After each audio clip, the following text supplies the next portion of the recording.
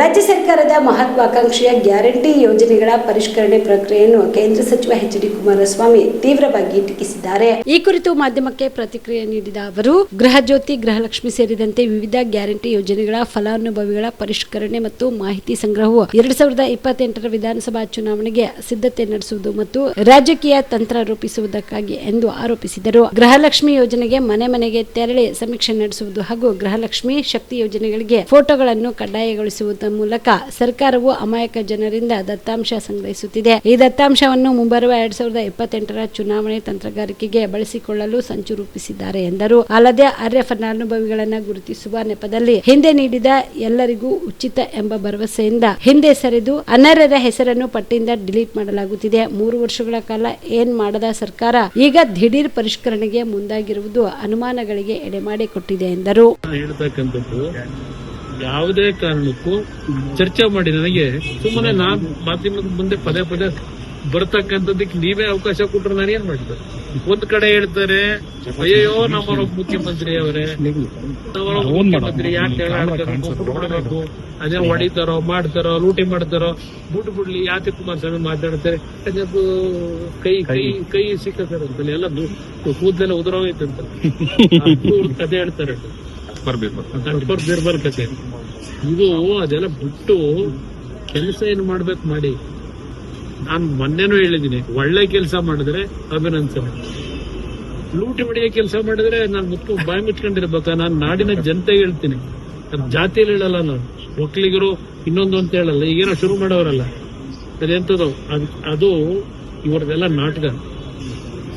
ನಾನು ಎಂದೂ ಸಹ ಜಾತಿ ಹೆಸರನ್ನ ರಾಜಕಾರಣ ಮಾಡಿಲ್ಲ. ನಾನು ರಾಜಕೀಯಕ್ಕೆ ಬಂದ ದಿವಸದಿಂದ ನಾನು ಮನೆ ಹತ್ರ ಬರ್ತಕ್ಕಂಥವ್ರು ಯಾವ ಜಾತಿ ಅಂತ ಕೇಳಲ್ಲ. ಅವ್ರ ಕಷ್ಟ ಸುಖಗಳು ಈ ಸರ್ಕಾರ ಮಾಡದೇ ಇದ್ರು ಅವ್ರ ಸಂಕಷ್ಟಕ್ಕೆ ಇವತ್ತು ಸಹಾಯ ಮಾಡಿರ್ತಕ್ಕಂಥ ನಾನು ಎಂದೂ ಸಹ ಜಾತಿ ರಾಜಕೀಯ ಮಾಡಿದವನಲ್ಲ. ಇದನ್ನ ಯಾತಕ್ಕೆ ಪದೇ ಪದೇ ಹೇಳ್ತೀವಿ? ಈಗ ನೀವ್ ಯಾತಕ್ಕೆ ಜಾತಿ ರಾಜಕೀಯ ಒಂದ್ ಕಡೆ ಹೇಳ್ತೀವಿ, ನೀವೇ ಎಂತದೋ ಈಗ ಗೃಹಜ್ಯೋತಿ ಅದಕ್ಕೆಲ್ಲ ಜಾತಿ ಯಾಕೆ ಕೇಳ್ತಾ ಇದೀರಿ? ಯಾವ ಕಾರಣ ಕೇಳ್ತಾ ಇದೀರಿ? ಜಾತಿ ಹಾಕ್ಬೇಕು ನಿಮಗೆ? ಹಿಂದೂ ಅಂತ ನಾವು ಪಾಸ್ಪೋರ್ಟಿಂಗ್ ಮಾಡಿಸ್ಬೇಕಾದ್ರೆ ಜಾತಿ ಒಕ್ಕಲಿಗ ಅಂತ ಹಾಕ್ತಿವ ಪಾಸ್ಪೋರ್ಟ್ಗೆ? ಹಿಂದೂ ಅಂತ ಕೇಳ್ತಾರೆ, ನ್ಯಾಷನಾಲಿಟಿ ಕೇಳ್ತಾರೆ. ಇವರು ಜಾತಿ ಯಾವುದು ಇದರ ಏನು ಕಾರಣ ಕೇಳ್ತಾವ್ರೆ? ಕೂರ್ಸ್ಕೊಂಡು ಮಾಡ್ತಾವ್ರಲ್ಲ ಅಲ್ಲಿ.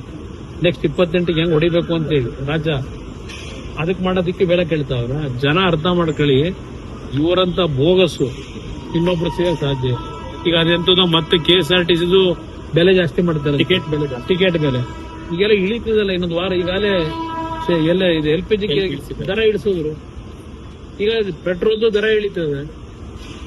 ಇದಕ್ಕೆ ನೀವು ಇಳಿಸ್ಬೇಕೋ ಏರಿಸ್ಬೇಕದು ಚರ್ಚೆ ಮಾಡೋಣ ಬನ್ನಿ.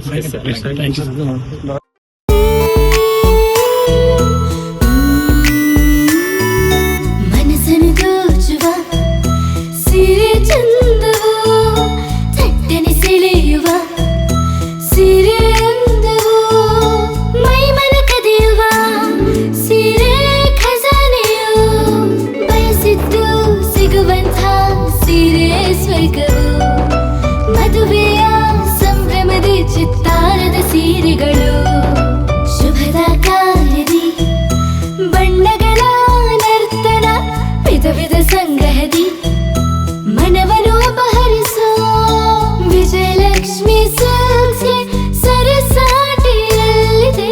Vijayalakshmi Silks, Vijayalakshmi silks.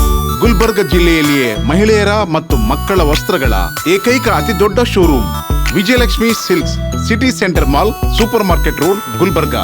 ದಸರಾ ದೀಪಾವಳಿ ಹಬ್ಬಕ್ಕೆ ಬಟ್ಟೆಗಳು ಎಲ್ಲಿ ಖರೀದಿ ಮಾಡಬೇಕು ಅಂತ ಯೋಚನೆ ಮಾಡ್ತಾ ಇದ್ದೀರಾ? ಹಾಗಾದ್ರೆ ಚಿಂತೆ ಯಾಕೆ? ಮಿರಾ ಮೆನ್ಸ್ ಅವೆನ್ಯೂ ಬಟ್ಟೆ ಶೋರೂಮ್ ನಲ್ಲಿ ಪುರುಷರಿಗಾಗಿ ಹೊಸ ಲುಕ್ ನ ಬಟ್ಟೆ ಬಂದಿದೆ. ಹಬ್ಬಕ್ಕೆ ವಿಶೇಷವಾಗಿ 100ಕ್ಕೂ ಅಧಿಕ ಬಣ್ಣಗಳ ಕುರ್ತಾ ಸೇರಿದಂತೆ ಹೊಸ ಹೊಸ ಡಿಸೈನ್ ಉಳ್ಳ ಬಟ್ಟೆಗಳು ಇವೆ. ತಡ ಯಾಕೆ?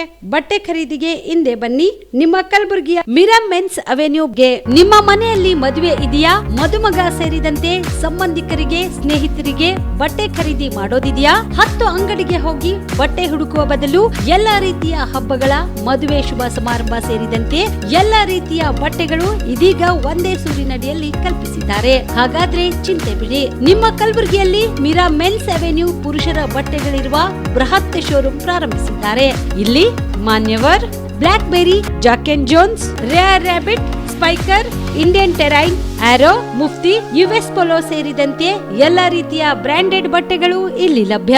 ಇನ್ನೊಂದು ವಿಶೇಷ ಏನೆಂದ್ರೆ, ಮದುಮಗನಿಗೆ ಹಾಗೂ ಸಂಬಂಧಿಕರಿಗೆ ಮದುವೆಗೆ ಬೇಕಾದ ಎಲ್ಲಾ ರೀತಿಯ ಬಟ್ಟೆ, ಸೂಟ್, ಶೇರ್ವಾನಿ, ಜೋಧ್ಪುರಿ, ಬ್ಲೇಸರ್, ಪೇಟಾ, ಶೂಸ್ ಸೇರಿದಂತೆ ಎಲ್ಲಾ ರೀತಿಯ ವಸ್ತುಗಳು ಇಲ್ಲಿ ರಿಯಾಯಿತಿ ದರದಲ್ಲಿ ಲಭ್ಯ.